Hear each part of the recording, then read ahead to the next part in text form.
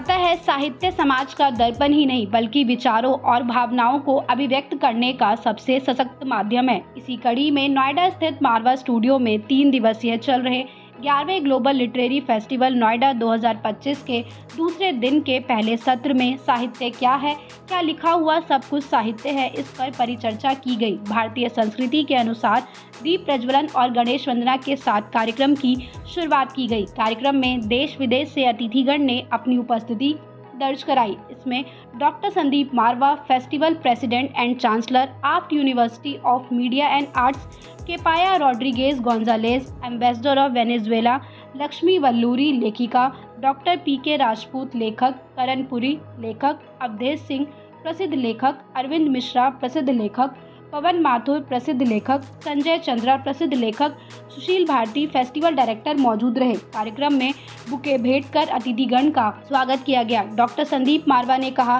साहित्य हमें सोचने, समझने और समाज को नई दिशा देने की शक्ति प्रदान करता है। यह सिर्फ शब्दों का खेल नहीं बल्कि भावनाओं का वह संसार है जो पीढ़ियों को जोड़ता है। वहाँ मौजूदा अतिथिगण ने भी साहित्य पर अपने विचार साझा किए और स्टूडेंट्स को लिखने के लिए प्रोत्साहित किया। बता दें कि कार्यक्रम में दीनदयाल उपाध्याय फोरम का अतिथिगण द्वारा पोस्टर लॉन्च किया गया। इस दौरान कार्यक्रम में आए अतिथियों को उनके देश के क्यूजिन भी परोसे गए। कार्यक्रम के दूसरे हॉल में फोटो एग्जीबिशन का उद्घाटन अतिथिगण द्वारा किया गया। इसमें स्टूडेंट्स की क्रिएटिविटी और उनके कार्यों से सभी गेस्ट बहुत प्रभावित हुए और उनकी खूब प्रशंसा की। कार्यक्रम के अंत में उपस्थित अतिथिगण को डॉक्टर संदीप मारवा द्वारा फेस्टिवल मोमेंटो और फेस्टिवल पार्टिसिपेशन सर्टिफिकेट देकर सम्मानित किया गया।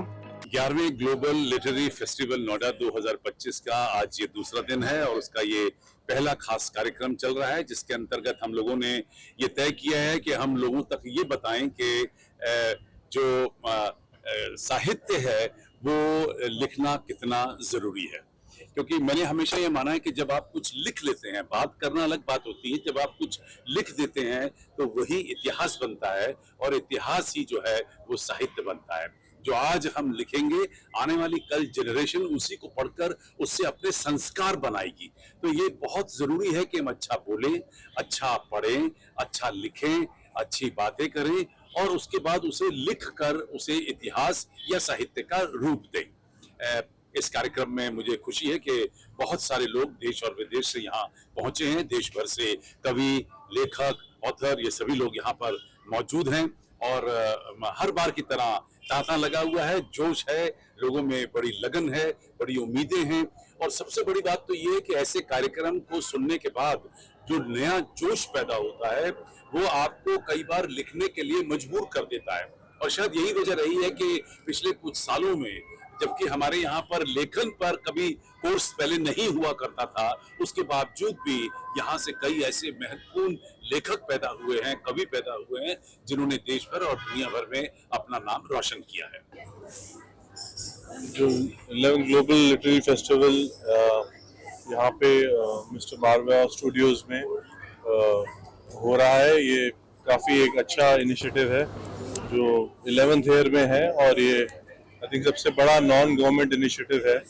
Literary agents, all the author's, all the literature specialists, everybody is here and it's a very big occasion which happens every year।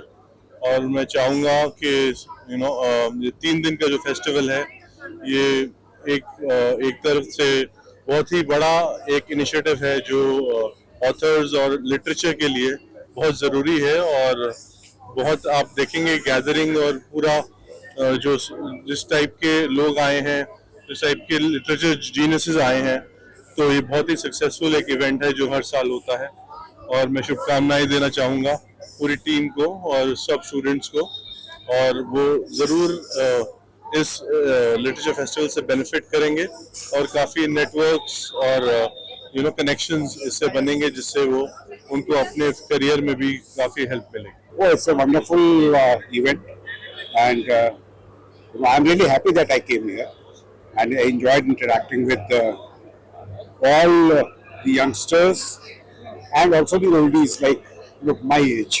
So I enjoyed.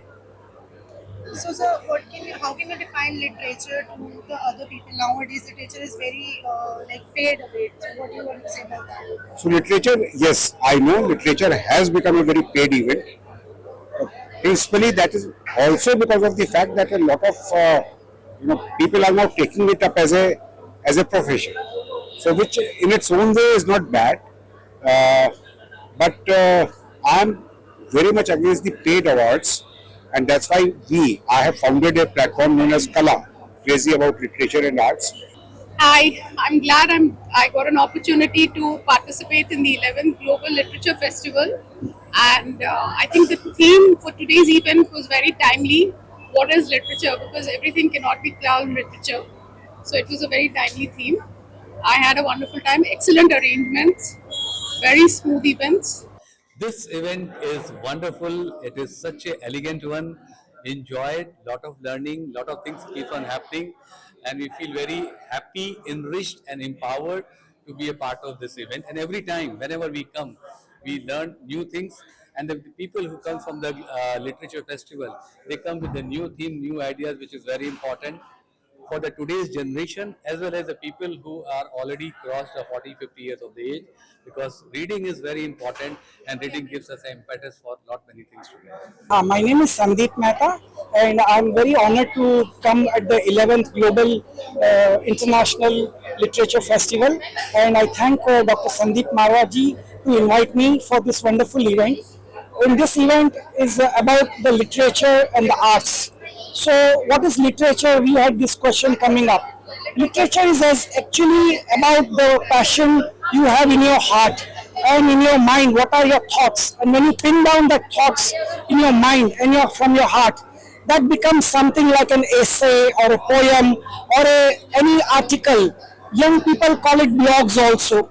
So what is literature? Literature means something which brings anything in your mind about the society, be it any reason you want to communicate to the society to bring out any evil and make our country beautiful. So that is about literature. I tell young people these days, this young generation,